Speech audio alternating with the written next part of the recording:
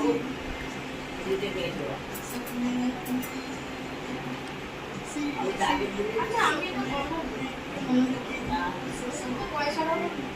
কারণই নেই, কোনো ছেলের নেই, ওর নিজেরও নেই, যখনই ডাক্তার দেখায় তখনই শোনানো